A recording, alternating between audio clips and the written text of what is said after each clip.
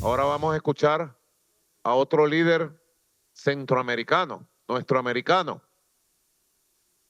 que también da ejemplo en los combates en todos los escenarios. Allá se encuentra en Managua, Nicaragua, territorio libre de la América, como decía Radio Habana, Cuba. Managua, Nicaragua, el comandante presidente Daniel Ortega Saavedra. Adelante, compañero.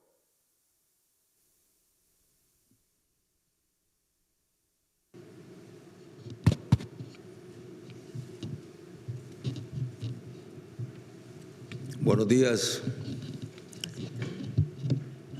hermanos bolivarianos, hermanos venezolanos. Buenos días, hermano presidente legítimo de la República Bolivariana de Venezuela, Nicolás Maduro Moro.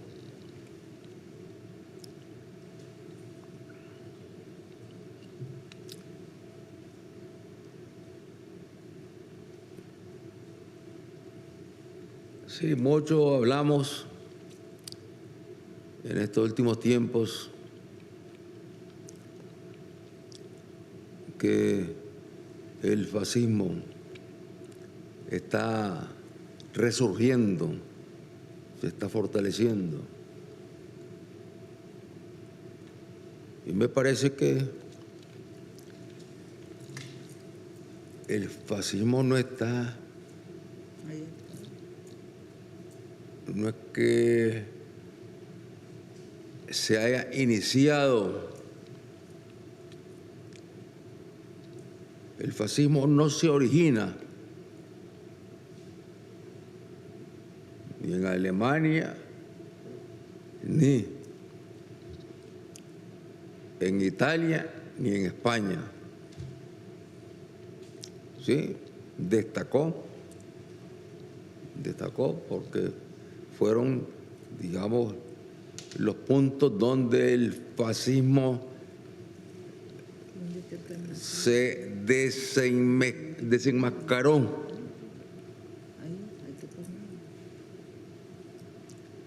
El fascismo nace desde el momento en que Darwin decía en El origen de las especies que las más fuertes eran las que iban a sobrevivir.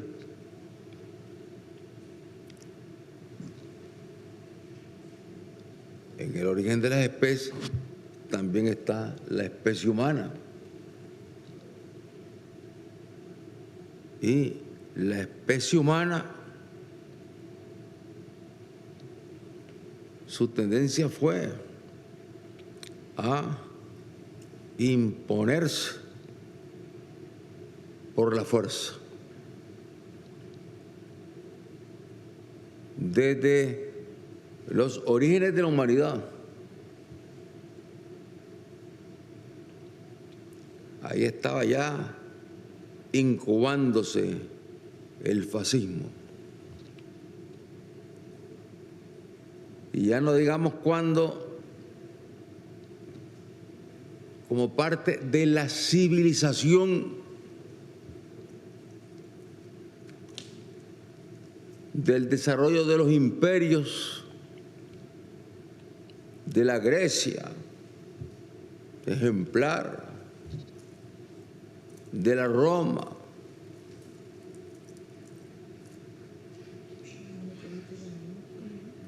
se fueron dando manifestaciones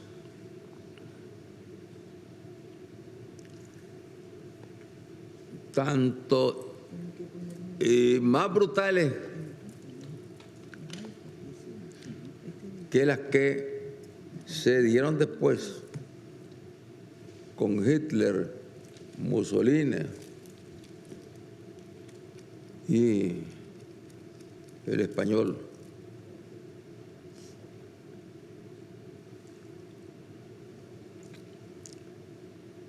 qué cosa es la esclavitud.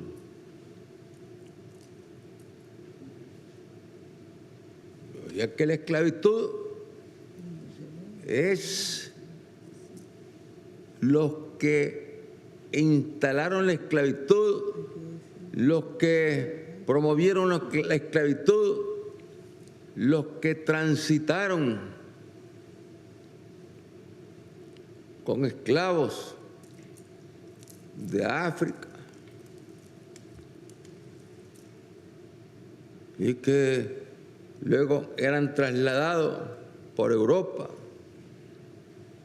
Y en Europa estaban las grandes empresas inglesas, francesas, disputándose esa mercadería para trasladarla a estas regiones. ¿Quiénes fueron? Los que practicaron e instauraron el fascismo a través de la esclavitud. Ahí estaba ya estableciéndose como algo normal, como algo que se veía como un elemento que enriquecía a las potencias imperialistas europeas que a la vez se disputaban entre ellos territorios en el mundo, dominios en el mundo.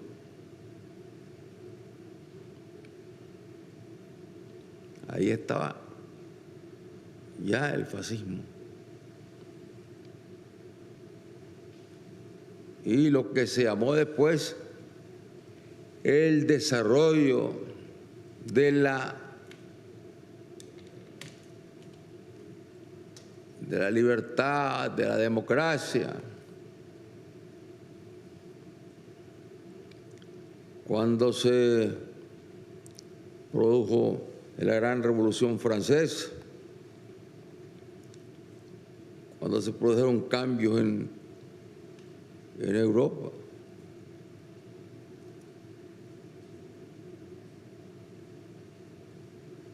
Ahí se fue institucionalizando el fascismo, porque se convirtieron las potencias europeas,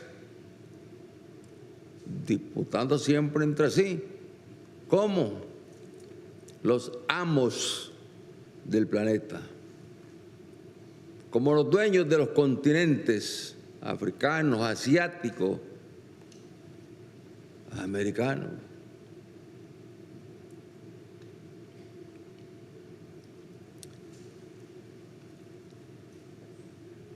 O sea, todo lo que llamamos fascismo, que fue el periodo donde un europeo, un partido democrático europeo, en las prácticas democráticas europeas, llevó a Hitler a la presidencia,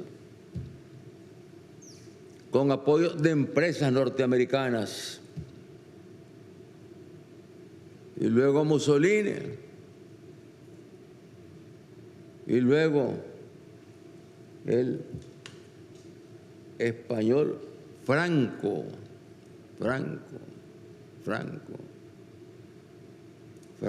que destrozó al pueblo español.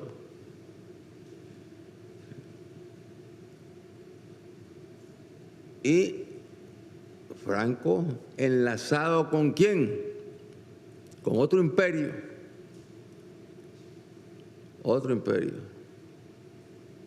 poderoso que se vino conformando como imperio poderoso. El Vaticano fue cómplice de los nazis, fue cómplice de los nazis en Italia, en Alemania, en España. En España incluso se dio un confrontamiento armado de católicos, cristianos, manipulados en la defensa de la democracia. Y hay una guerra,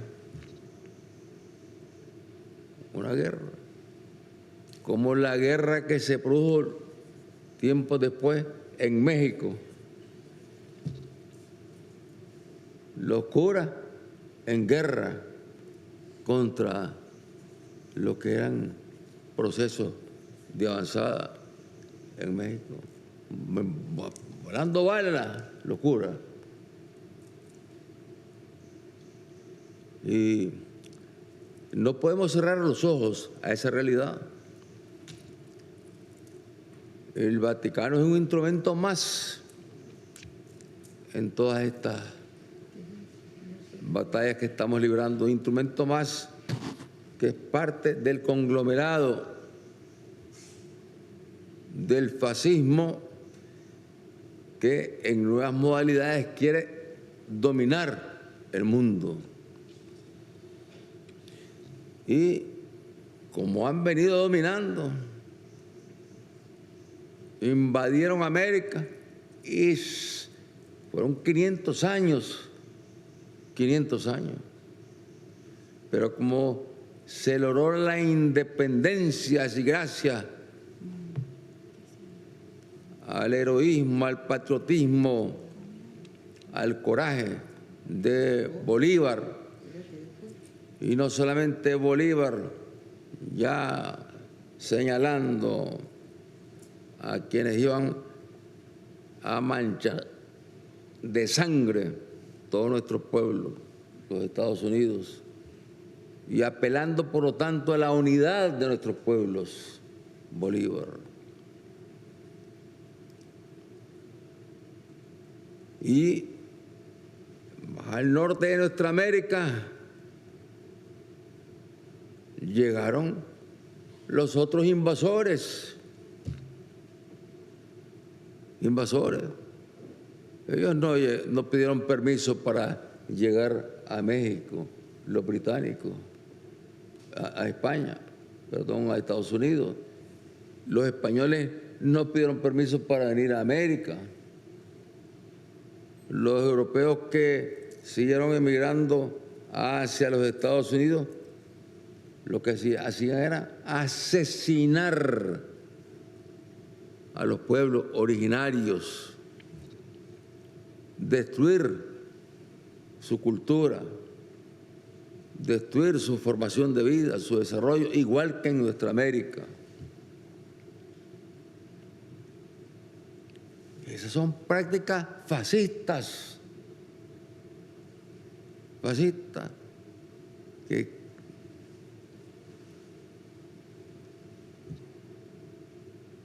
alentó, lógicamente, más a las potencias imperialistas, a las potencias que se iban emergiendo con más fuerza, las alentó más a buscar el dominio total del mundo, del planeta, en nombre de la democracia.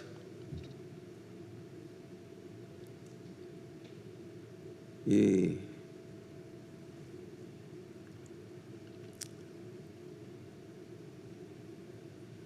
luego yo iría pasando por el mayor acto de terrorismo que se ha cometido en el mundo, como fue el lanzamiento de bombas atómicas en Hiroshima y Nagasaki, lanzadas tranquilamente por el gobierno de los Estados Unidos y aplaudidas por los gobiernos que en Europa se dicen democráticos.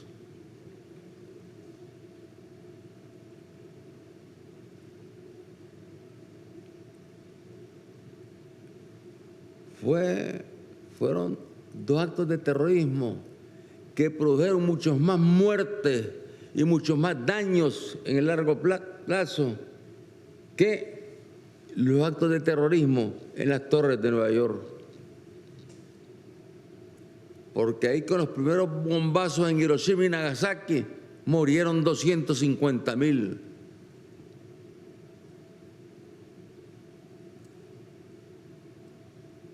Y luego, con las radiaciones que quedaron en el ambiente, murieron otros 200.000 ciudadanos por enfermedades provocadas por las radiaciones. No fue un ataque a una base militar, fue un bombazo a dos ciudades pacíficas donde no habían frentes de guerra. No lanzaron las bombas en los frentes de guerra, sino que se las fueron a lanzar de forma cobarde contra los pueblos para obligar a la rendición de Japón.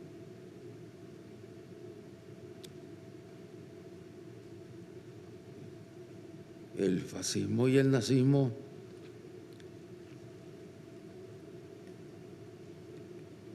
después de la historia,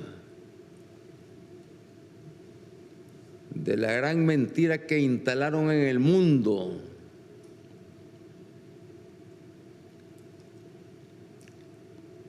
de que la democracia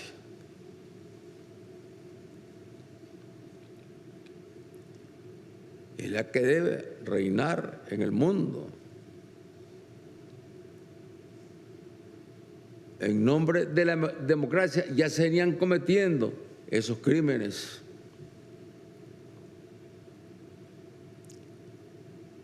En nombre de la democracia se han producido todos esos crímenes que nos enumeraba Nicolás en el mundo. Invasiones con miles y millones de muertos, ocupación de naciones como Argelia con más de 2 millones de muertos, la democrática Francia, la democrática Francia. No hay democracia, no existe la democracia tan pregonada en los países europeos ni en los Estados Unidos de Norteamérica. Ahí, en todos estos países, los que dominan son los intereses económicos, militares, dominantes de los que promueven prácticas fascistas para hacer realidad ese dominio. Y entre ellos, entre las potencias, pues claro que hay sus rivalidades, pero al final se ponen de acuerdo. ¿Qué crímenes más horrendos? Lo estamos viendo todos los días en los medios de comunicación, que los que está cometiendo el gobierno judío, porque el pueblo judío nos merece respeto y el pueblo judío fue víctima también del nazismo y del fascismo, con más de 6 millones de ciudadanos que fueron exterminados en los campos de concentración de los países europeos, que en esa época eran democráticos, se presentaban como democráticos, donde gobernaba el Führer, en Alemania, cuántos campos de concentración, en Polonia, en cuántas ciudades, campos de concentración. Y a pesar de tantos crímenes, de tanta brutalidad,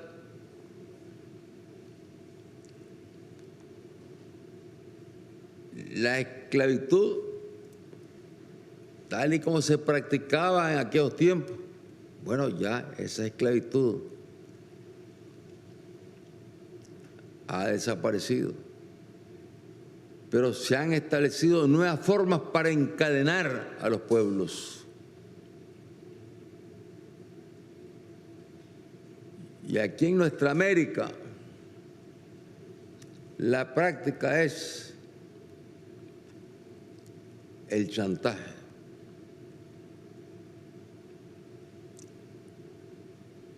El chantaje con agresiones económicas, con eso que llaman sanciones, que no son más que agresiones, con las que le han aplicado a Cuba y le siguen aplicando a Cuba, con las que le han aplicado a Venezuela y le siguen aplicando a Venezuela, con las que le aplican a Nicaragua y le siguen aplicando a Nicaragua, con las que le aplican, lo sabemos bien y lo entendemos, a los hermanos pueblos del Caribe, que son pueblos con economías muy frágiles, con dificultades para el comercio, y ahí el chantaje está para que incluso dentro del ALBA en ocasiones se vean obligados a tomar posiciones que no son las que compartimos en el ALBA. Lo entendemos, lo entendemos. ¿Por qué? Porque les tienen la pistola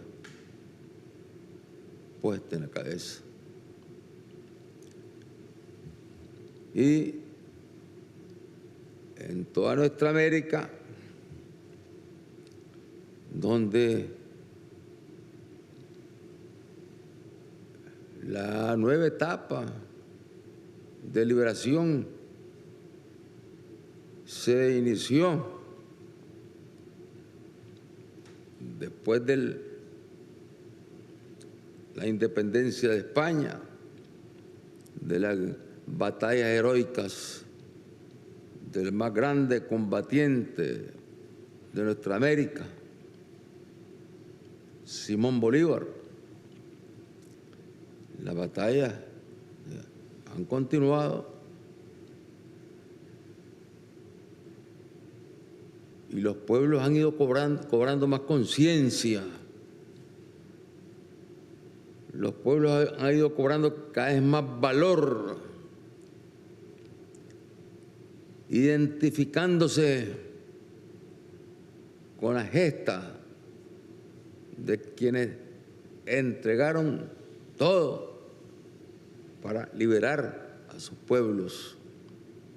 Y eso explica por qué, después de la oleada de golpes militares en toda América Latina,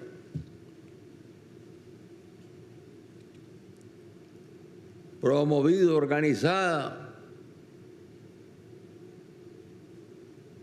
por los imperialistas yanquis y acompañada por los imperialistas europeos,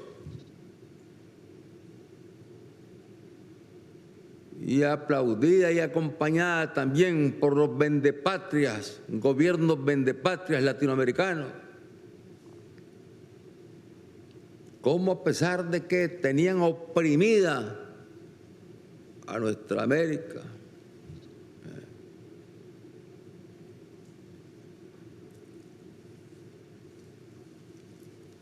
se produce la Revolución de Cuba, hace ya más de 60 años, 61 años. Una luz en la oscuridad. que le dio más fortaleza y más ánimo a nuestros pueblos. Luego, la revolución sandinista. Una batalla que costó más de 100.000 muertos en 2 etapas. Primero, la batalla contra Somoza, que era mantenido por los yanquis, que tenía tropas yanquis ahí en Nicaragua. Y que esa batalla duró desde el asesinato de Sandino, que empezaron las luchas, desde el año 1933 hasta el año 1979. Fueron miles de muertos, miles de asesinados. ¿Por qué? Porque el ejemplo de Sandino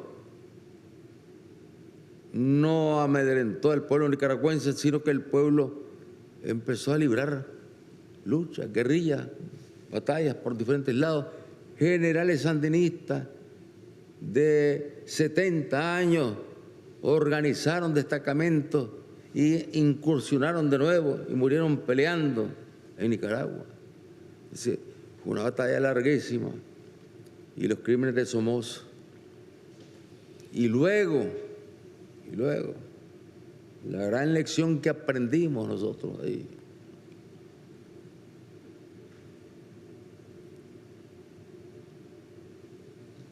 Con el imperialismo no hay forma de negociar. Porque el imperialismo, cuando busca cómo negociar, busca cómo todo sea para él. Y si no, pues entonces ya busca cómo destruir al gobierno, busca cómo matar a los dirigentes. Y yo le decía a Ralph en el acto del 44 aniversario de la Revolución Sandinista, que me planteaba a Ralph que conversáramos con los Estados Unidos, que buscáramos un entendimiento. Entonces yo le decía a Ralph que en Nicaragua los yanquis han invadido desde el año 1854. Y ahí no hubo negociación. Ahí lo que se dio fue una unidad centroamericana, porque se dieron cuenta que los yanquis venían por todo Centroamérica. Y ya nombraban un presidente yanqui en Nicaragua, a William Walker, reconocido por el Departamento de Estado. Entonces, una unidad ahí centroamericana y mucho arrojo, mucha valentía, y el pueblo logró derrotar esa primera invasión de los expansionistas yanquis. Luego, en el año 1877, había un gobierno liberal, no le hacía caso a los yanquis. El pecado del gobierno liberal era tener relaciones con los europeos y promover medidas como la educación laica. En ese momento Nicaragua tenía impuesta la obligación de la educación católica, impuesta. No se podía practicar otra religión, estaban prohibidas las otras religiones. Y si alguien moría y no era bautizado, no había cementerio. Llegó Zelaya, hizo una revolución. Hizo revolución, no solamente en el campo de la educación, sino que también llevando bienestar, progreso al pueblo, cierto desarrollo al país, y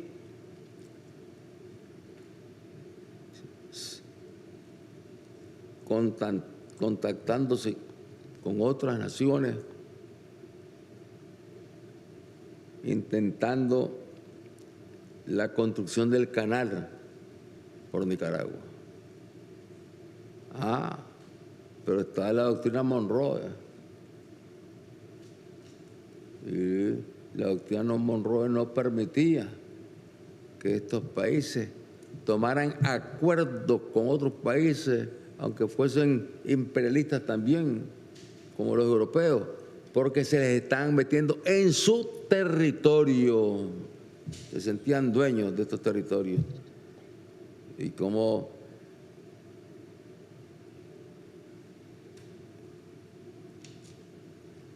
mandaron a poner bombas con unos gringos ahí, a unos barcos en Nicaragua. Y Zelaya ordenó que los buscaran, que los capturaran. Y los capturaron. Cannon y Gross eran los apellidos de los dos gringos. Y el gobierno gringo exigiendo que los pusieran en libertad y que cuidado los iban a fusilar. Las leyes eran las leyes en ese momento. Y un crimen como es, fusilamiento. Y Zelaya los mandó a fusilar. E inmediatamente llegó la nota del secretario de Estado de los Estados Unidos, la nota donde le comunicaba a Zelaya, de parte del presidente de los Estados Unidos, que tenía un plazo para retirarse del gobierno y que ya iban a preparar los barcos con las tropas norteamericanas para ir a Nicaragua y ocupar Nicaragua si él no hubiese dejado la presidencia. Zelaya era un hombre que no era de asumir ya el reto pues, de una guerra como esa, y prefirió retirarse. Pero los generales liberales encabezados por Benjamín Zeledón, el doctor Benjamín Zeledón, organizaron la defensa de Nicaragua y se enfrentaron a las tropas yanquis.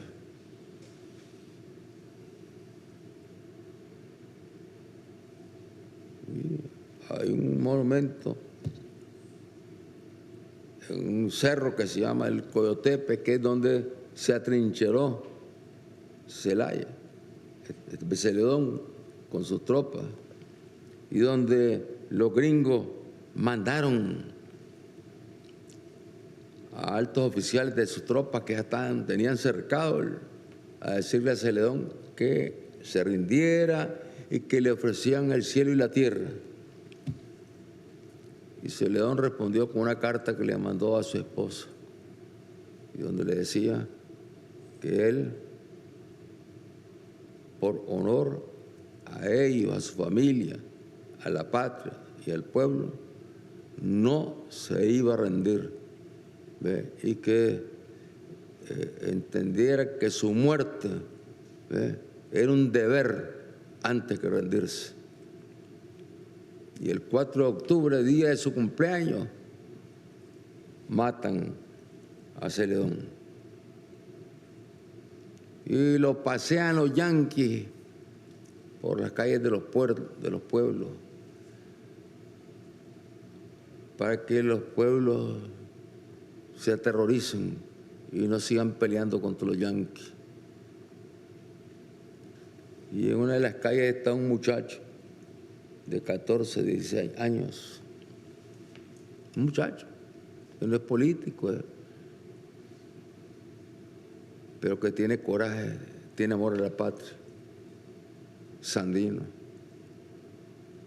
Y Sandino, cuando él cuenta después cómo le ardió, cómo le dolió la humillación a que estaban sometiendo a Nicaragua. Y ahí mismo él se comprometió a luchar contra los yanquis. Y luego empezó la batalla de Sandino. Y como no lograban derrotar a Sandino, ya por acuerdo, ya un acuerdo con el presidente, entonces las tropas se retiraban y luego ya venían a firmar otros acuerdos para ver la forma en que se iba a incorporar Sandino con su gente a la vida social, económica, productiva del país. En su propuesta, Sandino era organizar cooperativas en el campo y marcaba las zonas. Entonces se van los yanquis. Quedan, lógicamente, la misión yanqui en Managua, el embajador yanqui en Managua, los agregados militares yanquis en Managua, los asesores yanquis del ejército que habían organizado aquí con Somoza. Y en esas circunstancias el presidente le dice a Sandino pues que ya pueden empezar Sandino está en la montaña, todavía no ha bajado. Entonces los generales de Sandino le dicen: no vaya general, que lo van a matar. Y Sandino responde: nuestro objetivo ante el pueblo era derrotar a los yanquis, expulsarlos de Nicaragua. Ya no están, lo hemos logrado. Ahora nuestra lucha es más complicada porque tenemos que luchar contra un enemigo que el pueblo no está viendo. Y por lo tanto tenemos que asumir el reto de buscar acuerdos que nos permitan ir avanzando en la lucha contra este enemigo que el pueblo no está viendo. ¿Por qué? Porque los yanquis ya no estaban con sus tropas combatiendo al pueblo nicaragüense. Entonces, pero le insistían los generales que no. Pero él viajó a Managua, hicieron las primeras firmas, luego retornó a donde estaba el mando para ver los siguientes pasos de la última firma, bajó de nuevo a Managua y en esa ocasión, después de las firmas, el presidente invitó a Sandino a una cena en la presidencia. Allá fue Sandino acompañado de sus generales. Y el presidente invitó a la cena a su hija. El presidente realmente era un hombre que no era entregado a los gringos, pero no tenía, digamos, tampoco la fuerza como para que se acatara lo que él estaba haciendo. Él pensó que Somoza y los gringos iban a acatar lo que ellos estaban firmando. Luego que firmaron, cuando Sandino viene bajando de la presidencia. Lo están esperando en combinación con el embajador yanqui Somoza. Pero días antes,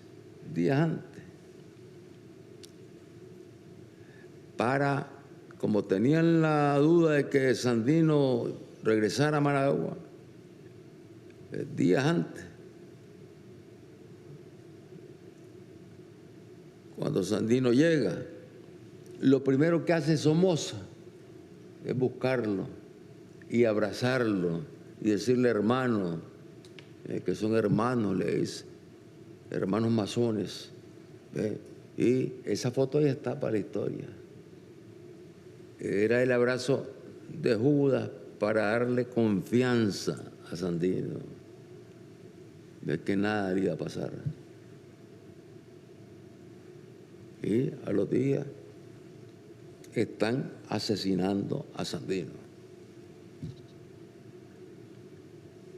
Y por eso yo le decía al hermano Ralph González en esa ocasión que uno puede conversar, pero estén seguros que en una conversación con los yanquis siempre van a buscar cómo alcanzar su objetivo, que es liquidar a la revolución. Y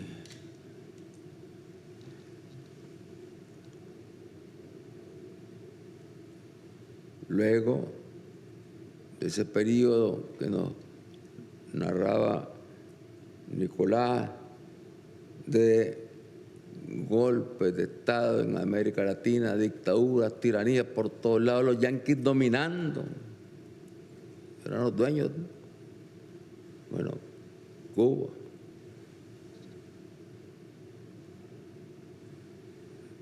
Después, la revolución sandinista y luego la revolución bolivariana, donde la revolución bolivariana era la bomba que hacía temblar ya el imperio. Porque, bueno, revolución cubana, heroica, valiente,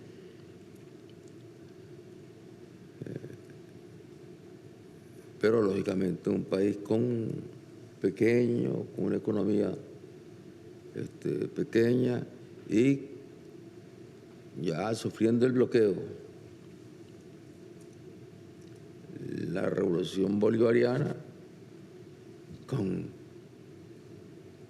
el comandante Hugo Rafael Chávez Frías al frente, triunfando con una gran fuerza, con una gran potencia, una explosión.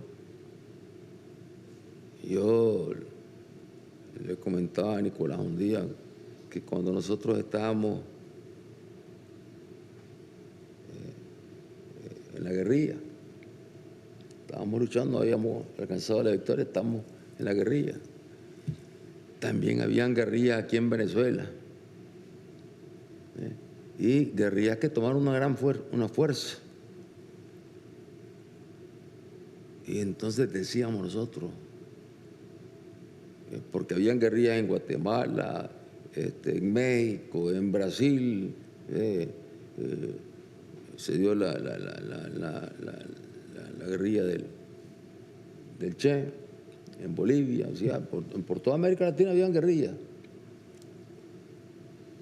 pero ninguna con la potencia de la guerrilla que se estaba instalando en Venezuela.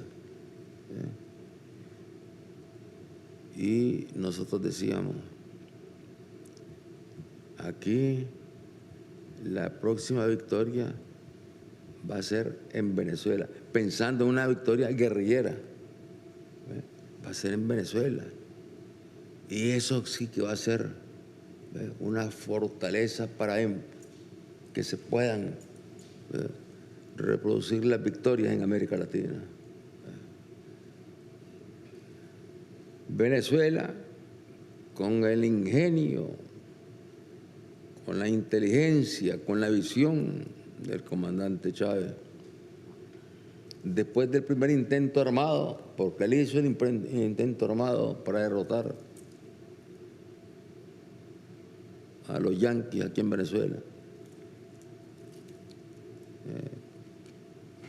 Bueno, dijo aquella frase famosa, ¿no?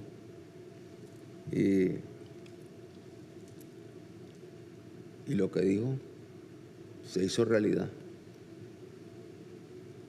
Cuando decidieron, bueno, irse por la vía electoral.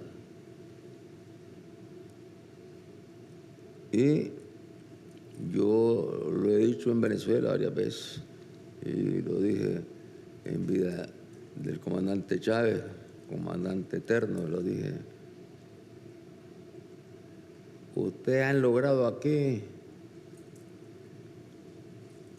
romper la ley de la gravedad, porque han hecho algo que no tiene precedentes en América Latina, porque en Chile triunfó la revolución, pero ahí nomás la demolieron.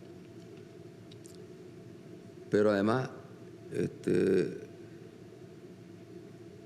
en Venezuela la revolución triunfó con una gran fuerza. En Chile las votaciones eran un poco más apretadas y la derecha tenía mucha fuerza en el Parlamento y ya no digamos en el campo económico. Aquí la victoria fue arrolladora, que no solamente produjo una explosión de alegría en el pueblo venezolano, sino que produjo explosiones de alegría en todos los pueblos de nuestra América.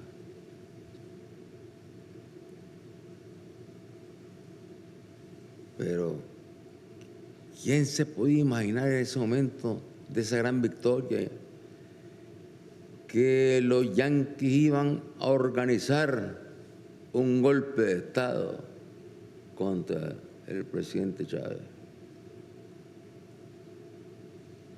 O sea, están tan irritados, están tan heridos por el golpe que habían recibido en un país como Venezuela, una potencia moral, una potencia política, una potencia económica, sobre todo eso, no querían perderlo. Entonces vino el golpe. Y ustedes dijeron, todo 12 tiene su 13. Sí, 12 tiene su 13. Y tuvo su 13. Y volvió Chávez a la presidencia. Y luego Chávez y Fidel, bueno, ahí compartiendo, y pensando lógicamente en la unidad de nuestros pueblos, cómo avanzar en esa batalla, en esa lucha.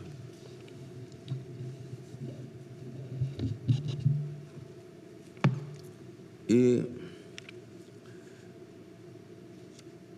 por eso,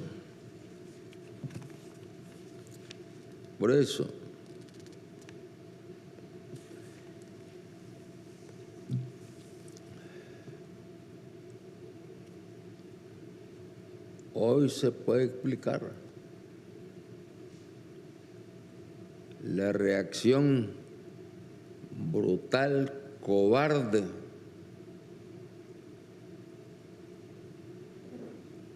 de países, de gobiernos de países latinoamericanos, porque estoy seguro, estoy convencido que los pueblos latinoamericanos, su inmensa mayoría, los campesinos, los trabajadores, la juventud, está con Nicolás Maduro, está con la revolución bolivariana.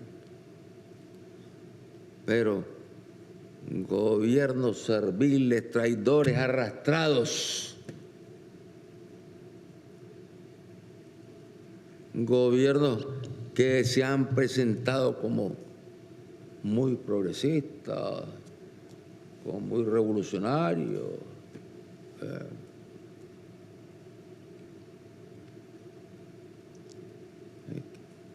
ahora que hay que repetir las elecciones, dicen. ¿Ah? Lo dice Brasil.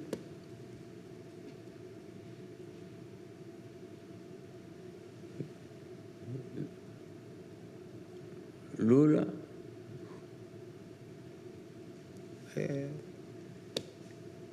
Lo conocí en Brasil, cuando después del triunfo fuimos allá a visitarlo como dirigente de los sindicatos.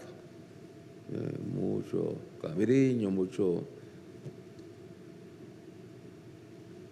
Pero yo diría que Lula, bueno, quiere hacer lo que nos propone Ralph, que cree que eso se puede resolver dialogando. Dialogando.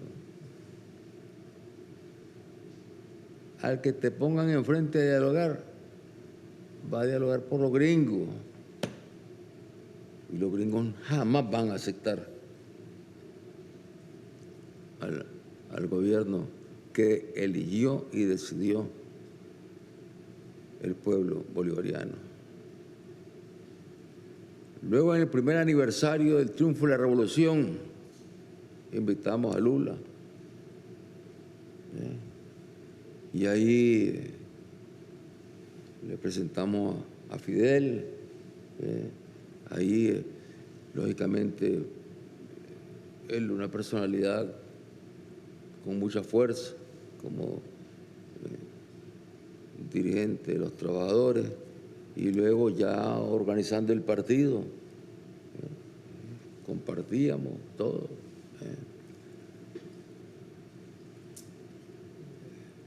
Pero entiendo las dificultades, lógicamente, que tiene Lula. Había un artículo ahí que dice que está lleno en la Cancillería y en otros lugares, está lleno de derechistas neoliberales que lo han puesto a pelear con nosotros. Un día que fue a visitar al Papa, Lula, después llamó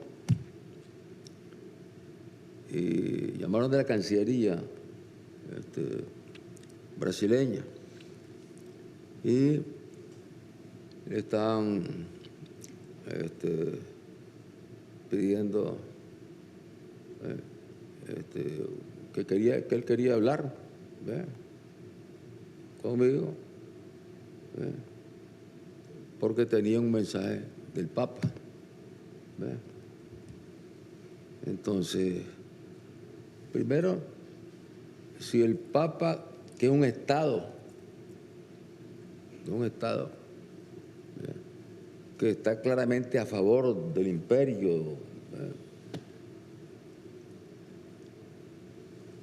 quiere comunicarse con nosotros, lo puede hacer.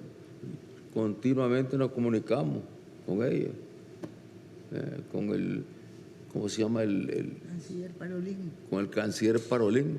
Ya varias pláticas se han tenido con él y se le habla con toda claridad.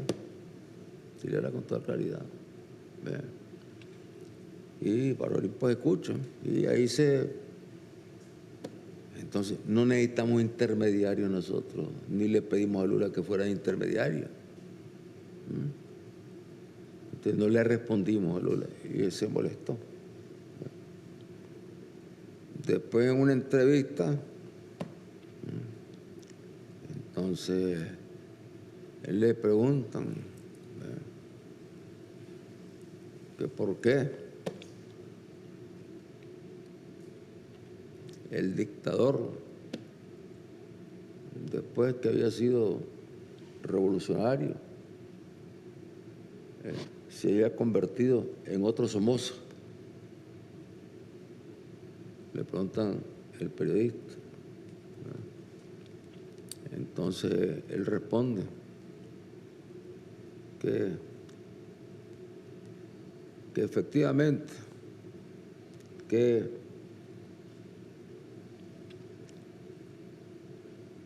él ya no es lo que fue antes, ahora es otro dictador, otro dictador. Entonces, ¿qué te podría decir Lula? Ya que vos lo has hablado esto públicamente. ¿Y vos cuántos periodos llevas ya de gobierno? Ya 2 periodos de gobierno. Es decir, parece que te gusta ser presidente. Y desde esa presidencia de ese gran país que es Brasil, querés convertirte en el representante de los yanquis en América Latina. Por eso rompimos relaciones con Brasil. Serán una potencia, pero nosotros somos un país pequeñito. No tenemos la potencia de Brasil, ni la economía de Brasil, ni cosas por el estilo, pero tenemos algo que vale más que todo eso: dignidad, defensa a nuestra soberanía. Y la forma en que te ha comportado Lula ante la victoria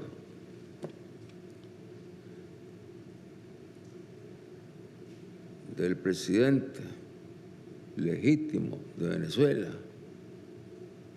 es una forma vergonzosa.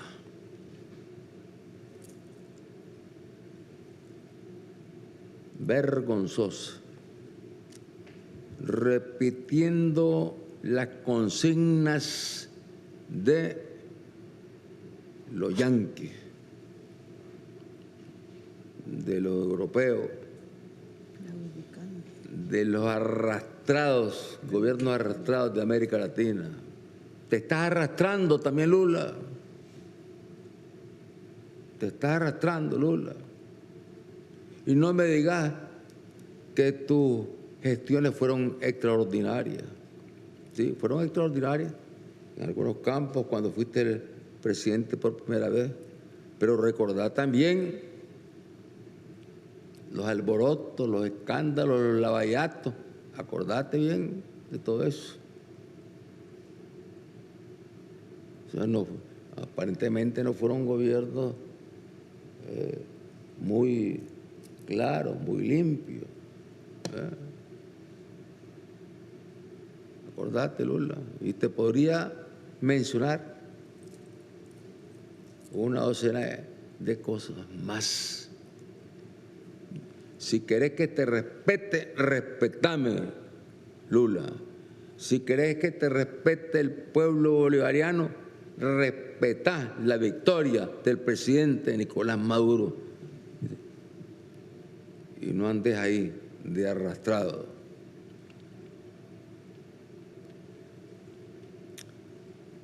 A Petro, ¿qué le puedo decir a Petro? Pobre Petro. Pobre Petro. Yo a Petro lo veo como compitiendo con Lula a ver quién va a ser el líder que va a representar a los yanquis en América Latina. Así lo veo a Petro. ¿Sí? Porque el pobre Petro no tiene la fuerza que tiene, lógicamente, Brasil. Brasil es el gigante de América Latina. El gigante. Pero con ese gobierno que tiene de Lula, no es el gigante bueno, es Goliat queriendo arrasar con David en América Latina. Y no lo vas a poder hacer, Lula. No lo vas a poder hacer.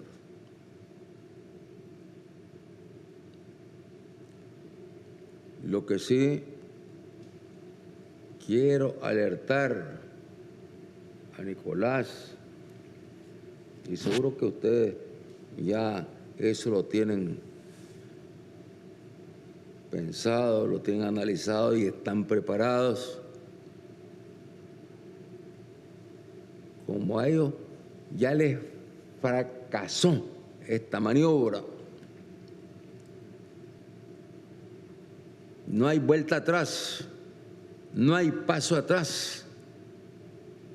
Nicolás es el presidente legítimo, continuador de la batalla de Chávez, y Chávez continuador de la batalla de Bolívar, y por lo tanto Nicolás va con la espada de Bolívar ahora en esta batalla.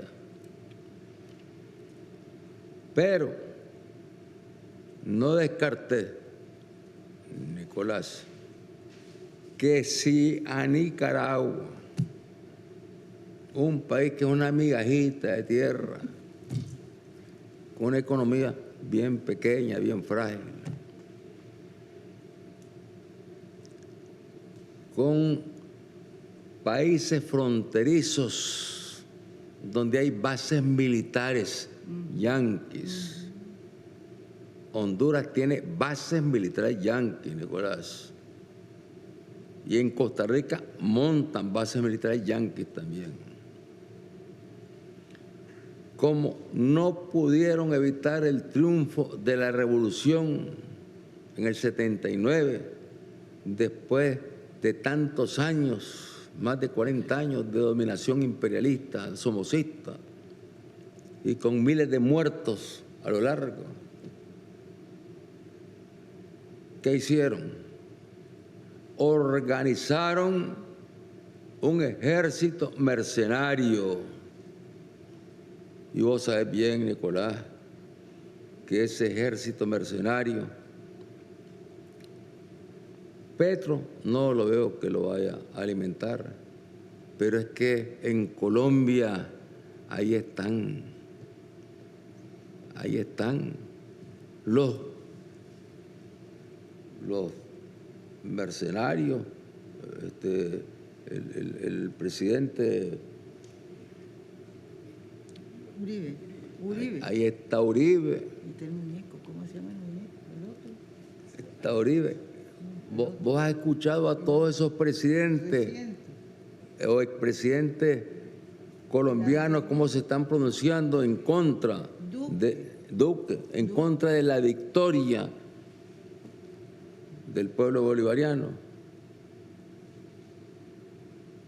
Ahí hay bases militares, yanquis. Y por lo tanto, no descarten, porque el imperialismo hoy está más herido que nunca por esta victoria. No descarten que organicen una contrarrevolución armada como la que nos organizaron a nosotros en 1979-80, el triunfo de la revolución, que la financiaron, la armaron, la entrenaron, apoyada en las bases militares que tienen los gringos en Honduras, y fue una batalla larga. Fueron 10 años de guerra nuevamente las que tuvimos que librar. 10 años más, y con miles de muertos, más de 50,000 víctimas nuevamente. Y logramos derrotar a ese ejército de mercenarios. Pero aquí la talla sería mucho mayor, porque se involucran al ejército de Colombia, se involucran a los mercenarios colombianos, a los asesinos colombianos, a los narcotraficantes colombianos. Bueno,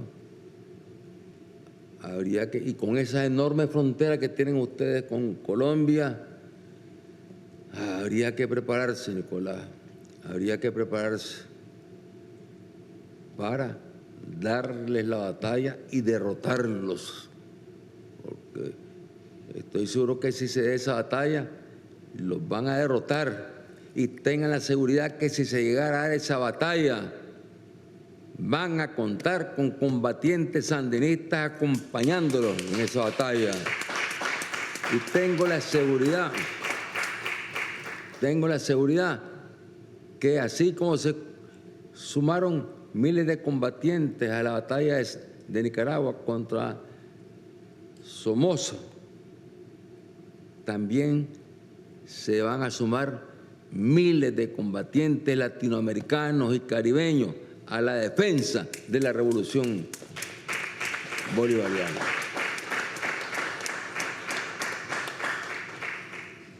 Voy a concluir, Nicolás. Creo que ahora me fui un poquito más largo que Tío Ralph. Voy a concluir, sí. Voy a concluir. Porque esto es actual. Es vigente. Este fue la primera cumbre de La Habana, el 14 de diciembre del 2004. Entonces, ahí, en esa cumbre, ¿verdad?,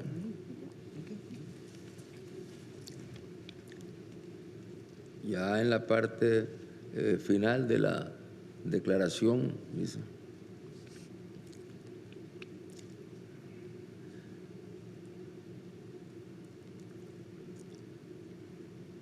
coincidimos en que la alternativa bolivariana para las Américas, ALBA, propuesta por el presidente Hugo Chávez Frías en ocasión de la tercera cumbre de jefes de Estado y de Gobierno de la Asociación de Estados del Caribe, celebrada en la isla de Margarita en diciembre del 2001, trazó los principios rectores de la verdadera integración latinoamericana y caribeña, basada en la justicia, y nos comprometemos a luchar conjuntamente para hacer realidad. Asimismo, que el principio cardinal que debe guiar el ALBA es la solidaridad más amplia entre los pueblos de América Latina y el Caribe, que sustentan el pensamiento de Bolívar, Martín, Sucre, O'Higgins, San Martín, Hidalgo, Petión, Morazán, Sandino y tantos otros próceres, sin nacionalismos egoístas ni políticas nacionalistas restrictivas que nieguen el objetivo de construir una patria grande en la América Latina, según la soñaban los héroes de nuestras luchas emancipadoras. En tal sentido, coincidimos plenamente en que el ALBA no se hará realidad con criterios mercantilistas ni intereses egoístas de ganancias empresariales o beneficios nacionales en perjuicio de otros pueblos. Solo una amplia visión latinoamericanista que reconozca la imposibilidad de que nuestros países se desarrollen y sean verdaderamente independientes de forma aislada será capaz de lograr lo que Bolívar llamó ver formar en América la más grande nación del mundo, menos por extensión y riqueza que por su libertad y gloria, y que Martí concibió como la América nuestra, para diferencia de la otra América expansionista y de apetitos imperialistas.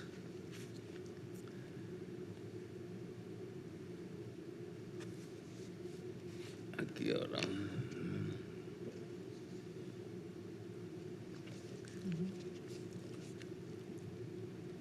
Luego dice, ya concluyendo,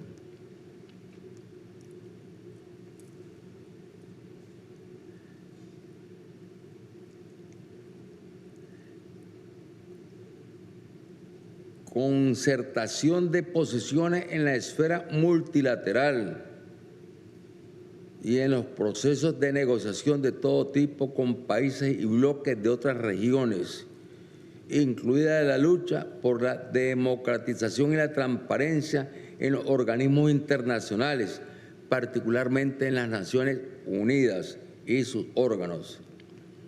En el año en que se conmemora el 180 aniversario de la gloriosa victoria de Ayacucho y de la convocatoria al Congreso Anfictiónico de Panamá, que trató de abrir el camino a un verdadero proceso de integración de nuestros países, frustrado desde entonces, expresamos nuestra convicción de que ahora, finalmente, con la consolidación de la revolución bolivariana y el fracaso indiscutible de la política neoliberal impuesta a nuestros países y los pueblos latinoamericanos y caribeños, se encuentran en el camino de su segunda y verdadera independencia, el surgimiento de la alternativa bolivariana para la América, propuesta que el presidente Hugo Chávez Frías es en su mejor expresión.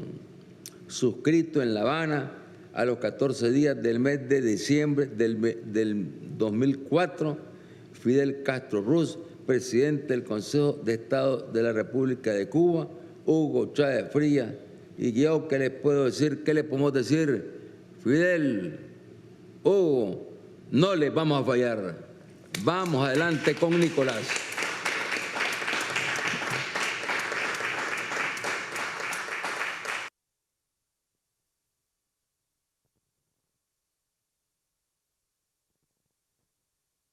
Gracias, comandante presidente Daniel Ortega, y al pueblo de Nicaragua.